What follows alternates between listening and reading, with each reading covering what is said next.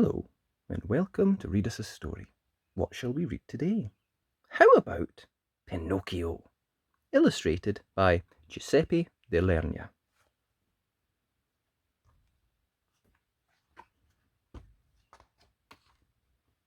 There once was a poor and lonely toy maker called Geppetto.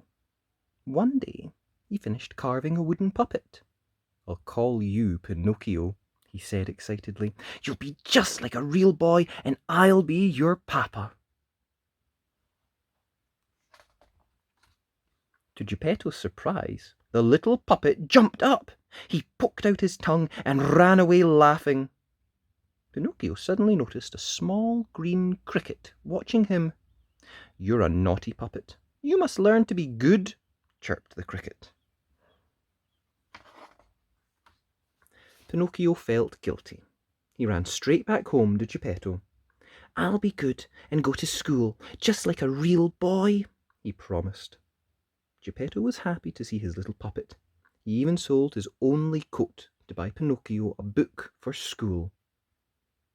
The next day, Pinocchio forgot all about his promise to Geppetto when he spotted a new puppet show on his way to school.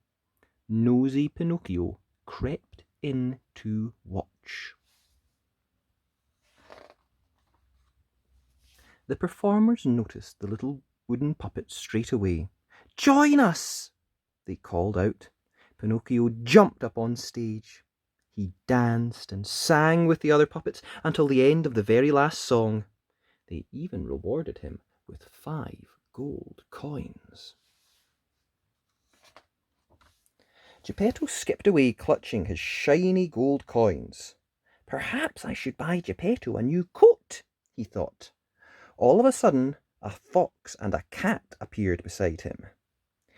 "Give us your coins, and we will return with even more," they told Pinocchio. "Don't trust those who promise to make you rich," whispered a familiar voice. It was the little green cricket. Pinocchio didn't know what to do. The longer he took to decide, the angrier the fox and cat became. Suddenly, the sneaky cat stuck out his paw and tried to snatch Pinocchio's coins. Pinocchio ran to a tree and climbed as high as he could. Try as they might, the fox and cat couldn't reach him or his gold coins. They grew tired of waiting and left.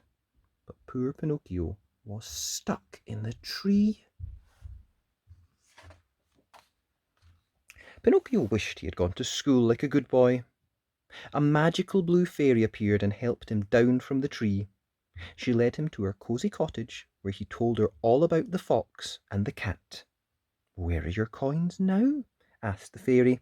I lost them," lied Pinocchio. He didn't want the fairy to steal his coins, but suddenly his wooden nose started to grow.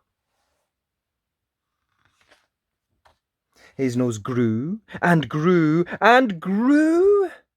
It grew so long that a magic woodpecker had to peck it back down to its usual size. "Your nose grows when you lie. Only naughty children lie," warned the blue fairy.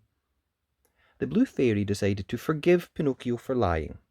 "If you become good and honest, I will grant you your greatest wish," she said. Pinocchio wanted nothing more than to become a real boy. He was determined to be good. But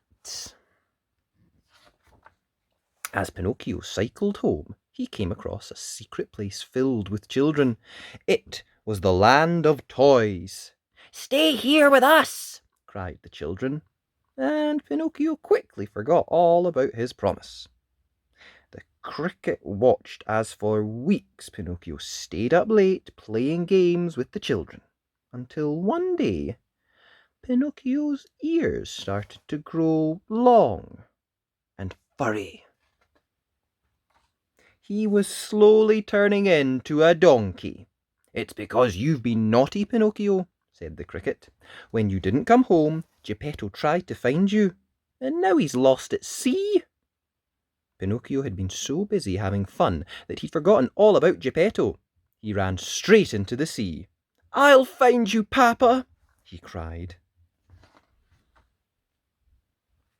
As Pinocchio swam and swam, he didn't notice his ears had turned back into wood. Suddenly, a huge wave swept him into the open jaws of an enormous shark. Now he'd never find Geppetto. Pinocchio looked around in despair.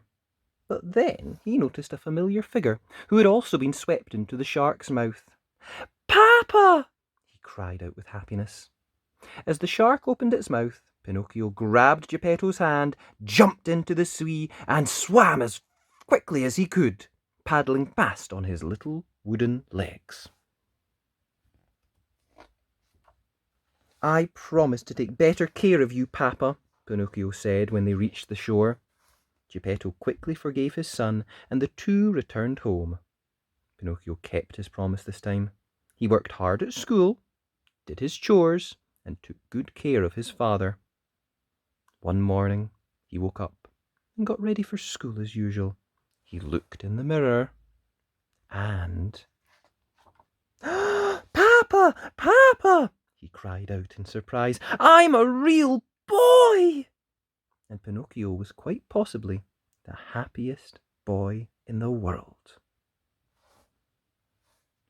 And that was Pinocchio. I hope you enjoyed that. If you did, be sure and like the video. And remember, you can always subscribe to the channel at Read Us a Story. Thanks!